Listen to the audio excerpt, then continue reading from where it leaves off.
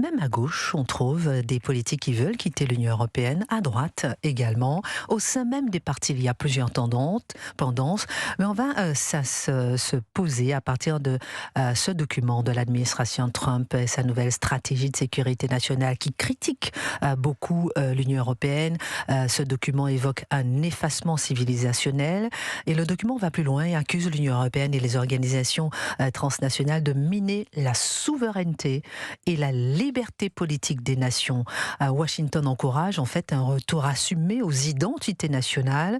Selon vous, faut-il, oui ou non, quitter l'Union européenne pour plus de souveraineté? Appelez-nous au standard d'Europe 1 pour nous donner votre avis. 01 80 20 39 21. Et on commence par Gabrielle Cluzel. Quel est votre regard? Écoutez, je pense qu'il y a eu un malentendu, si l'on peut dire ainsi, pudiquement, dès la création de l'Union européenne. Parce que c'était assez vertueux de pouvoir unir pour une Europe de la paix. C'était ce qui s'était passé après la Deuxième Guerre mondiale. Plusieurs pays, alors au début d'ailleurs ce n'était que commercial, et puis finalement il y a eu une intégration qui n'a pas arrêté de s'étendre. Mais il n'y a eu aucune considération culturelle. C'est-à-dire que l'Union européenne s'est faite sans aucune considération culturelle, d'unité culturelle, ce qui fait que du reste qu'aujourd'hui l'Europe peut s'étendre à des pays qui n'ont pas tellement de lien culturel avec l'Europe historique, ce qui fait qu'aujourd'hui on a même pensé à faire entrer la Turquie, convenons que c'est pas tout à fait la même culture, et pourquoi pas un jour l'Afghanistan, tant qu'on y est, si tout est Europe, rien n'est Europe. Donc il y a ce sujet-là qui est prégnant parce qu'on se rend compte qu'il n'y a aucune défense de la culture européenne. C'est ce que dit souvent Mathieu Bock-Côté. Il dit c'est finalement l'européisme et l'Union européenne est finalement contre l'Europe. Vous voyez, il y a une ambiguïté des mots, même s'ils ont la même racine, il y a une opposition.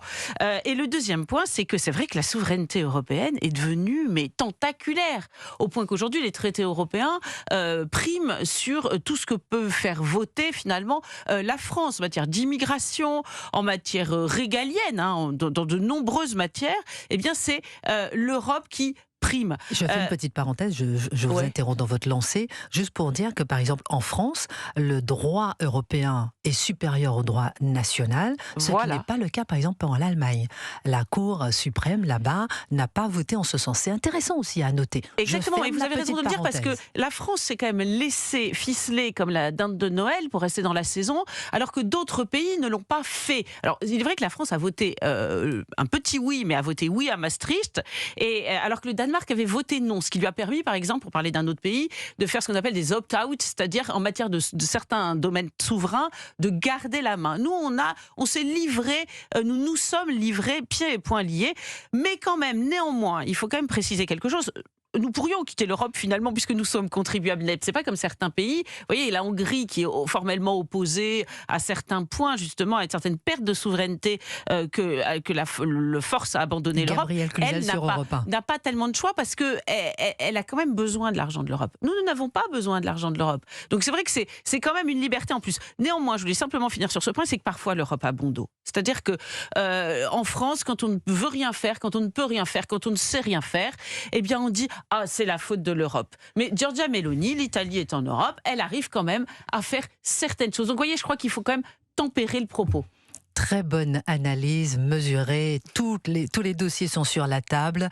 On a beaucoup d'appels déjà au standard d'Europe 1 pour savoir s'il faut quitter ou pas l'Union européenne pour garder sa souveraineté. Éric Tegner, votre regard sur cette question? Moi, c'est vrai que si l'Union européenne devient la restauration de l'Empire ottoman, ça va vite me poser un problème. C'est-à-dire vous savez, pendant les années 90-2000, on a essayé de convaincre un peu les Français en leur disant vous voulez pas trop des Polonais, ils vous paraissent un peu loin. Rappelez-vous de toutes les polémiques, on faisait dire les travailleurs polonais, etc. On a fini par les convaincre. On leur a dit, allez, acceptez les Polonais, étendez-vous vers l'Est, parce que vous savez, l'Européen, c'est quand même génial. Et aujourd'hui, on nous dit, en fait, cet Européen, on n'en veut pas. On veut le grand remplacer, cet Européen, en allant chercher des populations moyen-orientales. Et ça, à un moment, on se dit, en fait, tout a été bâti sur une fake news. Et dans le même temps, il y a toute une série d'autres sujets. C'est-à-dire qu'on voit qu'ils sont censés protéger et créer une industrie européenne forte. Et pourtant, on va voter, par exemple, le CETA, les accords de libre-échange, ou encore le Mercosur. On voit comment nos agriculteurs se sont fait carrément avoir par Gabriel Attal, qui leur promettait de mettre fin au Mercosur, encore par Emmanuel Macron, et qui va faire importer, en fait, des produits de l'étranger, notamment de d'Amérique du Sud qui ne respectent absolument pas les normes environnementales qu'on oblige aujourd'hui d'appliquer aux agriculteurs. Donc c'est ça qui est fou. On va nous faire une grosse politique du Green Deal, vous savez, d'Ursula von der Leyen. On va demander aux agriculteurs d'investir parce qu'on va dire l'écologie c'est le plus important. Ils le font, ils font tout ça d'eux-mêmes, etc. Et après ils se font avoir parce qu'on importe des produits qui ne respectent aucune norme sanitaire. Et donc on ne comprend pas. Je pense qu'il y a une colère au-delà de sortir de l'Union européenne ou pas. Il y a une colère de se dire en fait à un moment, il va falloir que vous nous écoutiez, il va falloir que vous nous défendiez, il va falloir que vous arrêtiez également toujours de sacrifier les intérêts français sur les intérêts allemands. Vous savez, cette idée que dans le fond, le vin français, le fromage français, il passe toujours après la voiture allemande. Christine. Bonjour Daniel, quel est votre regard? Quel regard portez-vous sur cette question? Faut-il quitter l'Union européenne pour plus de souveraineté nationale? Bonjour Christine et bonjour à vos invités. Excusez-moi, je suis tellement excité que j'en ai oublié leur prénom. Bonjour Daniel. Géraldine. Bonjour Daniel. Nous sommes suspendus à vos lèvres. Dites-nous tout. Disons que si on faisait un petit arrêt sur image et que on analysait un peu la situation, on a un monsieur qui s'appelle Trump, qui n'est pas un politicien mais un homme d'affaires. Et ce personnage-là, il a, si on analyse ses qualités et ses défauts, en tout cas, c'est un grand stratège. Et sa stratégie à lui, c'est de faire du commerce. Eh bien, il n'y a qu'à faire pareil avec l'Europe. C'est-à-dire que lui, il joue au poker menteur. Il n'y a qu'à voir ce qu'il a fait avec sa volonté d'arrêter la guerre à droite et à gauche. Alors, je ne veux pas parler de menacer, mais de dire à l'Europe, c'est où vous répondez à nos préconisations, notamment, par exemple, de retrouver notre équilibre et notre souveraineté au niveau, par exemple, de l'EDF, et de dire, nous facturons, parce qu'il est hors de question, c'est complètement inconcevable d'avoir un système énergétique comme celui de la France et de faire cadeau de l'électricité pour pouvoir le racheter après à prix d'or par la suite, c'est un scandale. C'est où vous respectez ce genre de choses, où on s'en va. Sachant très bien que tous les pays européens sont conscients d'une chose, l'équilibre de l'Europe repose sur le fait de la présence de la France. Si la France s'en va, c'est toute l'Europe qui capote. Donc, oui ou non, selon vous? Très intéressant votre analyse.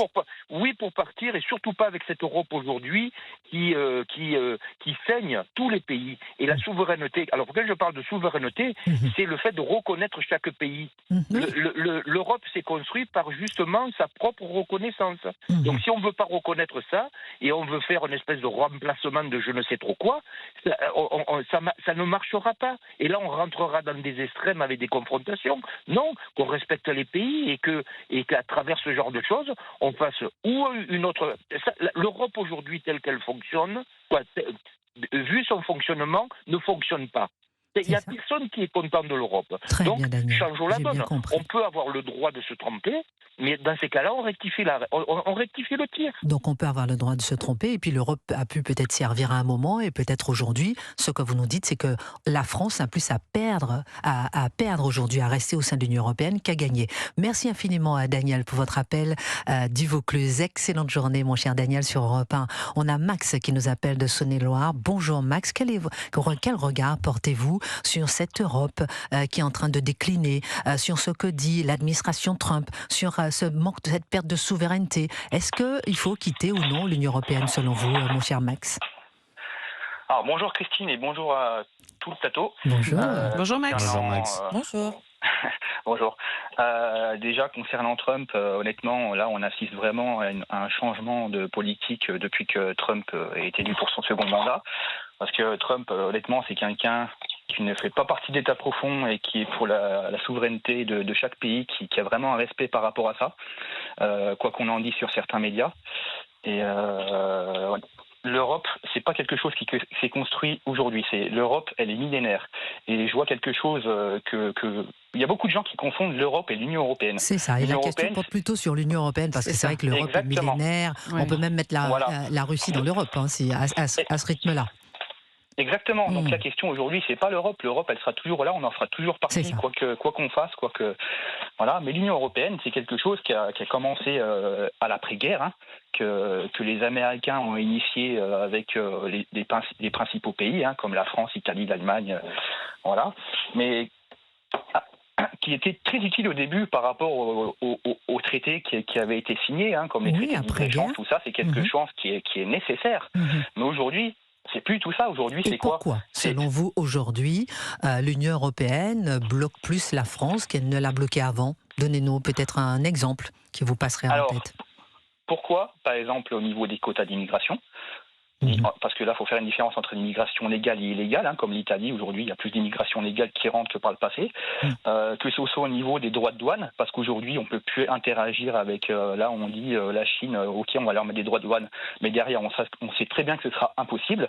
Que ce soit au niveau du marché de l'énergie, où des pays comme l'Allemagne, tout ça, nous ont forcé à détruire EDF, qui était quand même quelque chose sur lequel on a investi pendant des années et qui était en train de fonctionner pleinement, je veux dire, au niveau des années 2000. Et ça, on l'a assassiné, quoi. Mais aussi au niveau de la politique agricole, parce que ça, les agriculteurs, il faut vraiment qu'ils réfléchissent par rapport à ça. L'Europe, ça ne les aide pas, ça les assassine. Et l'argent qu'on leur verse, c'est l'argent de la France au final, parce qu'au final, on a un contributeur net, on leur verse des milliards, mais au final...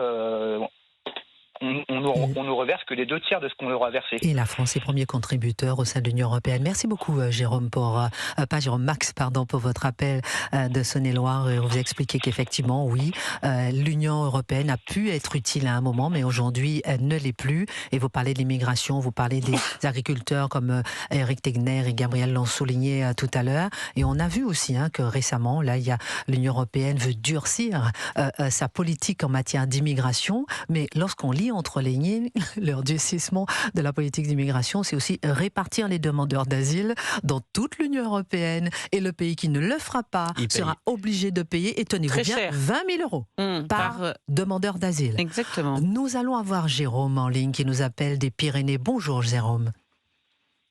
Bonjour Madame Kelly, je suis ravi d'être en ligne avec vous. J'adore votre émission. Ah, c'est un plaisir de vous recevoir parmi nous. Comme dit mon père, miaou, quand je dis parmi nous, il fait le chat.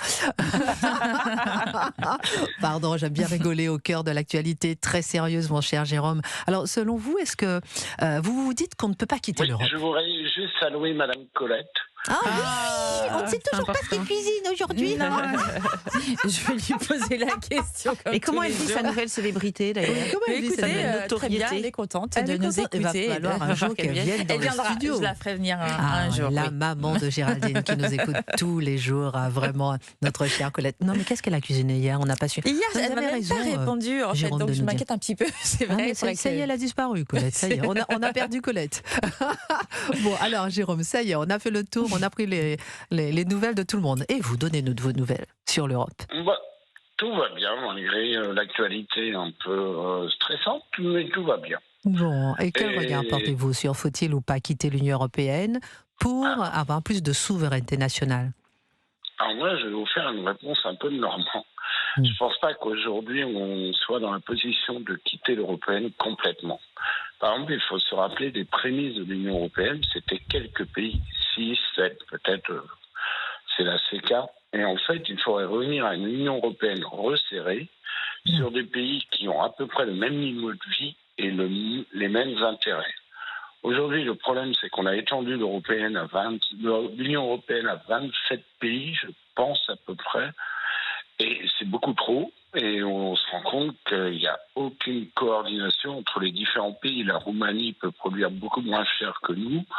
Et nous, on produit beaucoup plus cher que la Roumanie. Et on est dans un marché libre. Donc forcément, les envies ne sont pas les mêmes. Donc c'est pour ça que je pense qu'il faudrait resserrer l'Union européenne et revenir à la base.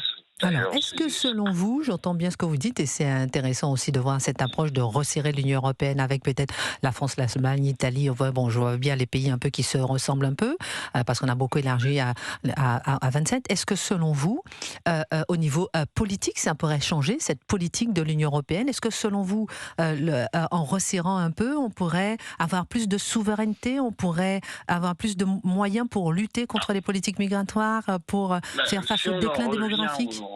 Aux principes fondamentaux de l'Union européenne. À la base de l'Union européenne, c'était une union économique. Et il était hors de question que l'on enlève les frontières. Maastricht, ça a été une erreur totale. Schengen, l'espace Schengen, ça a été une erreur totale. Donc c'est pour ça que moi je dis qu'en resserrant l'Union européenne, on resserre sur une union économique. Évidemment, on n'est plus sur la CK, le charbon et l'acier, mais on fait exactement ce qu'on avait fait au début. On est plus fort à 7 pour négocier les contrats, mais on garde la souveraineté nationale en ce qui concerne l'immigration. Gabriel Cluzel, vous vouliez réagir au propos de Jérôme qu'on aura en ligne, qui va vous répondre dans un instant. Oui, je suis à la fois d'accord, mais en même temps, je mettrai un petit bémol sur cette idée d'Europe resserrée. Alors, c'est vrai que c'est tout à fait logique de revenir à une Europe qui serait vraiment l'Europe, vous voyez, parce que là, c'est devenu n'importe quoi. Nous l'avons dit tout à l'heure, si tout est Europe, plus rien n'est Europe. Vous vous souvenez de cette définition de l'Europe de Paul Valéry, j'appelle Europe toute terre qui a été successivement romanisée, christianisée et soumise à la discipline et à l'esprit grec. Donc on voit à peu près qui ça concerne, c'est l'Europe historique. D'ailleurs, Donald Trump a mis finalement en garde cette Europe contre l'Union européenne. Aujourd'hui, on n'est plus du tout dans cette logique. Je rappelle quand même que c'est Jacques Chirac qui a insisté pour qu'on n'inscrive pas, ça avait été en question, les racines chrétiennes dans la Constitution européenne. Aujourd'hui, on serait peut-être mieux armé pour lutter contre l'entrisme islamique et qui donne des coups de boutoir contre on en parle souvent, contre cette Union européenne qui se laisse faire comme une espèce de grosse crème chantilly qui n'a pas de résistance. Bref. Cluzel sur mais il faut voir quand même que même cette Europe historique, elle a parfois des intérêts divergents. Je pense aux agriculteurs. Vous savez, les agriculteurs français, ils sont quand même en concurrence avec les agriculteurs espagnols, par exemple, sur les tomates, parce qu'ils n'ont pas le même système social, les mêmes salaires, etc. Donc, moi, je crois que la France doit garder néanmoins suffisamment de marge de manœuvre, même dans cette Europe resserrée, si elle venait à exister, pour... il va falloir faire en sorte qu'elle puisse. On ne peut pas rester comme ça. Si on reste comme ça, on est mort. Je vous assure, je pense aux agriculteurs, mais on peut penser à tous les domaines. En plus, on nous a vendu quelque chose qui est un leurre. On nous a dit, oui, vous ferez du commerce. L'Europe va faire un commerce formidable grâce à cette union. Je vous rappelle un tout petit fait. Vous savez où achète son matériel militaire la Pologne ? Elle l'achète aux États-Unis. Voyez, donc même ça, c'est un leurre. Et quant au reste, rappelons que nos agriculteurs français, ils sont en train de crever de l'Europe. Il vaudrait mieux que l'argent que la France donne à l'Europe et qui leur revient par la PAC soit donné directement par le gouvernement. Et quand l'Ukraine entrera dans l'Union européenne, puisque c'est en cours, moi j'ai absolument rien contre le fait que l'on ait vraiment de la compassion pour ce qui se passe en Ukraine, mais c'est pas une raison pour les faire rentrer en Union européenne. Vous savez combien c'est le salaire moyen non, pas moyen, de base. Je vais être plus modeste dans mes appréciations. C'est 300 €, voilà, en Ukraine. Et je ne sais plus si c'est de base ou moyen, donc pour rester bas, je reste à de base. Comparé avec la France, comment voulez-vous que les productions ukrainiennes et les champs ukrainiens qui sont immenses ne puissent pas écraser les agriculteurs français? Gabriel Cluzel sur Europe 1. Jérôme, je ne vous ai pas oublié, je vous donne la parole dans un instant. Ensuite, on aura Jean-Marie qui nous appelle du Var, Éric Tegner. Alors déjà, Gabriel m'a totalement démoralisé. C'est-à-dire que tout est extrêmement noir, etc. Alors, non, mais oui, mais la réalité en face. Bien sûr, c'est passionnant ce qu'on dit Jérôme, Daniel et Max. Moi, j'aimerais avoir un petit message optimiste. Je pense aujourd'hui qu'on a Giorgia Meloni et elle dit souvent quoi ? Elle dit la chose suivante, je ne peux pas faire grand-chose tant que la France ne bascule pas. Il y a cette possibilité, le jour où il y aura un président ou une présidente française patriote qui défendra d'abord les intérêts français, de se coaliser avec d'autres pays. C'est le premier point. En revanche, ce qui est vrai, c'est qu'il faudra qu'ils soient en capacité d'aller devant les instances européennes en disant « Écoutez les cocos, voilà notre plan, mais en revanche, sachez que chez nous en France, ils veulent le Frexit. » Donc si vous commencez à déconner et que vous ne nous écoutez pas et que vous mettez un certain nombre de choses pour défendre les agriculteurs, notre industrie, notre civilisation, etc., on s'en va. On se fait la malle. C'est ça qu'il faut être capable de faire. Aujourd'hui, on a des gens qui sont soumis à l'Union européenne. Voilà, en permanence, chaque débat, l'Union européenne, comme si c'était l'alpha et l'oméga de la politique. Non, c'est un outil. Donc il faut le revoir comme un outil. Je pense qu'on peut y arriver, on peut le tester. Mais ce qui est certain, c'est que le jour où il y a un président de droite patriote qui arrive et qui vient 2 ans après devant les Français qui dit « j'ai pas pu faire ce qu'il fallait parce que l'Union européenne me bloque », là, il faudra partir sur un Frexit, c'est une évidence.